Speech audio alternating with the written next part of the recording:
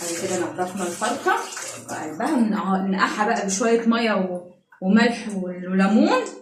يلا متنسوش بقى ايه دعمكم واللايك في القناه، وتبعتولي اشتراك او تدعموش، انا محتاجه دعمكم. وبالله عليكم بالله عليك اللي يشوف الفيديو ده، اللي بيحب الرسول صلى الله عليه وسلم، اللي يشوفه ما يطلعش منه إلا لما يعمل لي اشتراك في القناه ويدعمني، عشان انا محتاجه دعمكم. ويقول لي بقى ايه رايك في تنظيف الفراخ. ازيكم يا حبايبي عاملين ايه؟ بصوا بقى انا ايه، طبعا دي فراخ والدتي اللي هي مربياها، فانا ايه ما بحبوش نضفه بره، فانا عندي والدي بيذبح الفراخ وانا بحب انضفها تنظيف الايد. فبصوا بقى انا كده ايه ذبحنا الفرخه وهنضفها، فقلت بقى ايه اوري البنت الاموره اللي لسه متجوزه جديد ما بتعرفش تنضف فراخ تتنضف ازاي. يلا بقى خليكم معايا، ما تنسوش بقى اللايك والاشتراك في القناه، تدعموش انا محتاجه ادعمكم معايا. يلا بقى خليكم معايا. بصوا احنا هنا بقى ايه سخنا، يعني الميه ايه تكون حلوه عشان دي فراخ بيضه ما بتستحملش الايه، عاوزه ميه سخنه جامد. بسم الله كده، الله اكبر، اللهم صل وبارك على سيدنا محمد عليه الصلاه والسلام. بصوا ادينا قلبناها شمال ويمين اهو، كده خليناها خلاص في الميه. بصوا اهي، والميه ما هي سخنه جامد، ده الميه دافيه اهي، عشان ايه ننضفها معانا. احنا قلنا بقى ايه النهارده بقى ايه، فوديتي عايزه تذبحي فرخه عشان ينضفوها، وقلت بقى لازم انا اوري حبايبي معايا ان انا بنضف الفراخ ازاي. يلا بقى انا مستنياكم بقى تبعتوا الاشتراك في القناه وتعملوا لي بقى ايه، تعملوا اللايك.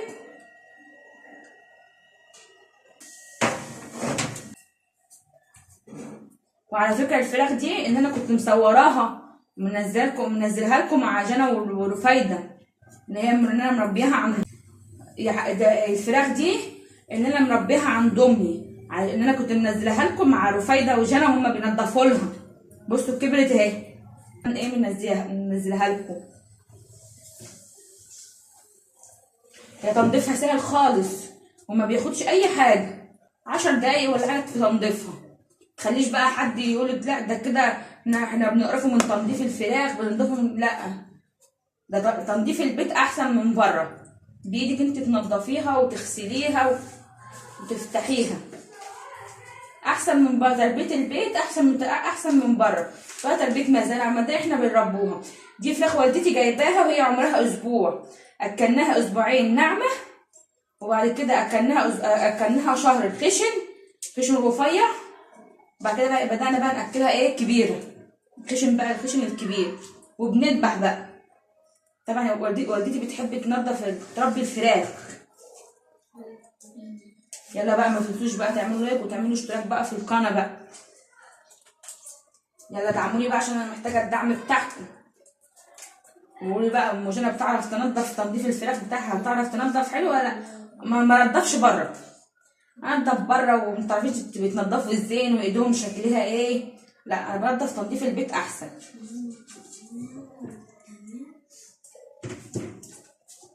يلا بقى انا عاوزه كده لايك، وبالله عليكم اللي يشوف الفيديو ما يطلع منه الا لما يكمله للاخر ويعمل لي اشتراك.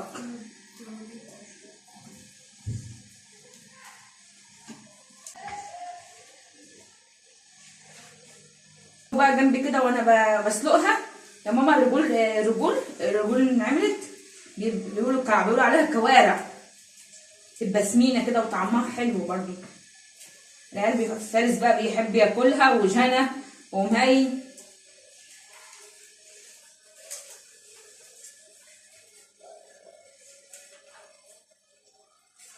حتى الدماغ برضو بننضفوه عشان ده بيبقى دماغ ديك، بيبقى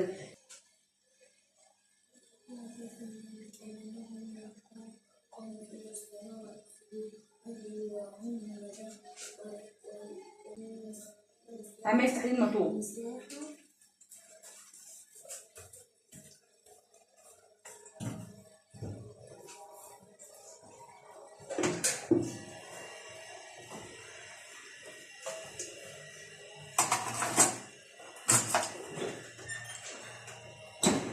يا حبايبي صلي على النبي كده عليه الصلاه والسلام.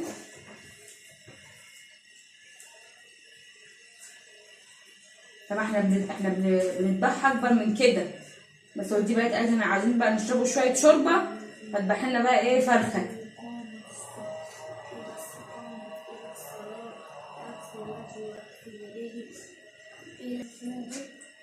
لازم الاول نلم حوالينا كده عشان بعد كده بقى نخش نغسلها ونفتح قلبها وننضفها وننقعوها. بقى لازم تتنقع بميه بملح وليمون وخل، واللي ما عندوش خل ينقعها بالليمون.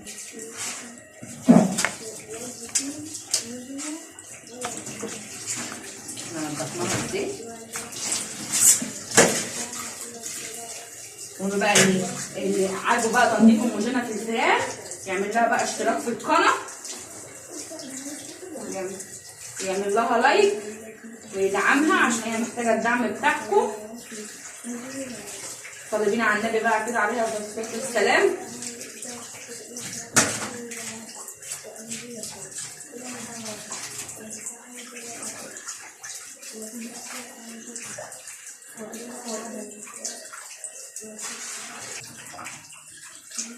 قولوا لي بقى، قولوا لي بقى بصوا التنظيف هوموجينة اهو. لسه بقى كمان لازم تتغسل كمان مره واثنين وثلاثه بس بعد ما نفتحها بقى، عشان بقى لسه البنت اللي حماتها قايله لها بقى نضفي كده فرخه بيضه، حماتها بقى بتربي وقالت لها نضفي، تقول لها ما بعرفش انضف. لا، ما بتاخدش 10 دقايق في التنظيف.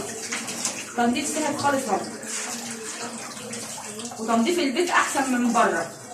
شايفه هما بره بينضفوها ازاي؟ ما تعرفيش كده واقعدي بقى نضفي الفراخ.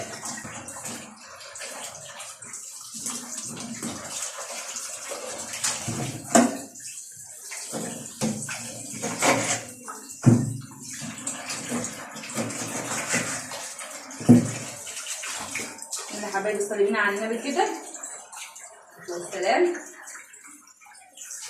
اللي بيحب النبي كده ما يطلعش كده من الفيديو لما يتفرج عليه للاخر كده ويعمل لي لايك ويعمل اشتراك في القناه، ومحدش يقرا. تنظيف الفراخ سهل خالص. يلا بقى ادعموني بقى عشان انا محتاجه ادعمكم معايا بقى.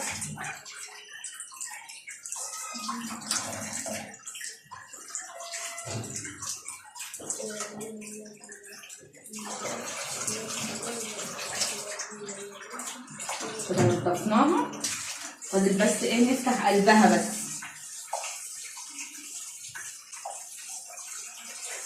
كده نضفناها اهي، ما تقعدش 10 دقايق في التنظيف. نفتح بقى قلبها، نحطها هنا كده ونصفي الحوض.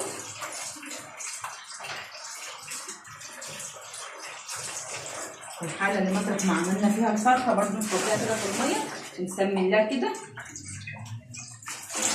وبعدين لازم نغسلها بقى. عشان بصوا عامله ازاي، لازم نغسلها بقى.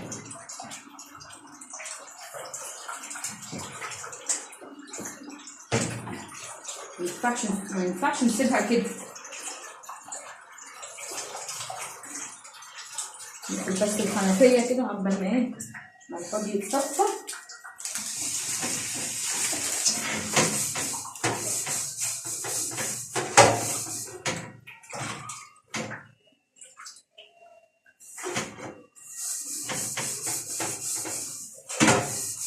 يلا بقى يا حبايبي ما تنسونيش تبعتوا بقى ابعتوا لي بقى اشتراك في القناه ودعموني، انا محتاجه الدعم بتاعكم.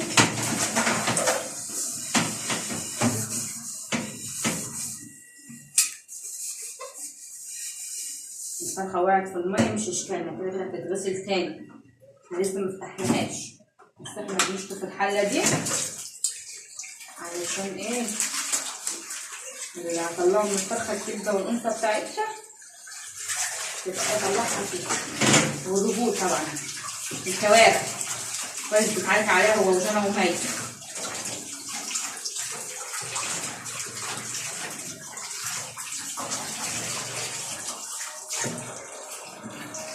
يلا يا جماعه صلي كده بينا على النبي عليه الصلاه والسلام.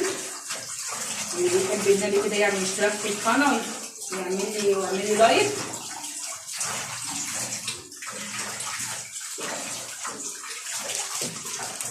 الكوارع بتاعتنا نجيب ولا كوارع.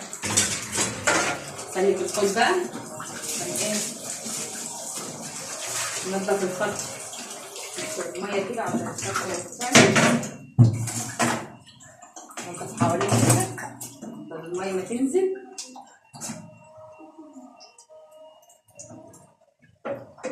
ننضفيها كويس بقى.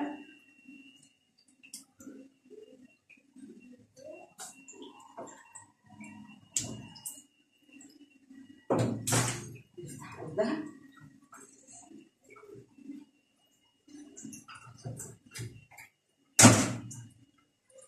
فتحنا قلبها اهو معاكم زي ما انتم شايفين. فتحنا قلبها عشان ده اكل بيتي. احنا بناكل عليقه خشنه.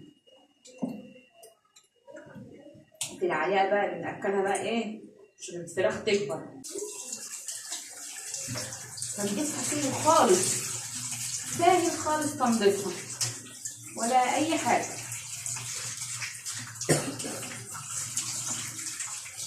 بتطفيها وبتنقعيها بالليمونه كده، تغسليها كده بالليمونه وشويه الملح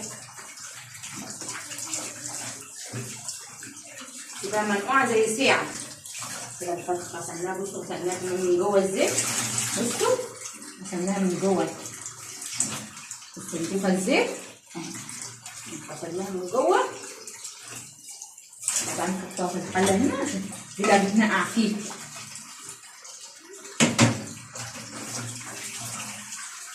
الكبده بقى والقرصه بتاعتها والقلب.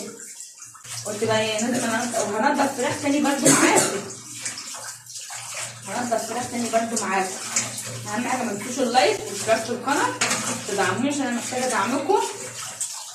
تبعتوا بقى لايك للمجنة وقولها بقى تنظيف الفراخ حلو ولا لا. بعد كده نضفنا الفرخه وقلبها وننقعها بقى بشويه ميه وملح وليمون. يلا متنسوش بقى ايه دعمكم واللايك في القناه وتبعتولي اشتراك او تدعموني عشان انا محتاجه دعمكم. وبالله عليك اللي يشوف الفيديو ده اللي بيحب الرسول صلى الله عليه وسلم اللي يشوفه ما يطلعش منه لما يعمل لي اشتراك في القناه ويدعمني عشان انا محتاجه ادعمكم. ويقول لي بقى ايه رايك في تنظيف الفراخ. يلا اشوفكم مره تانيه.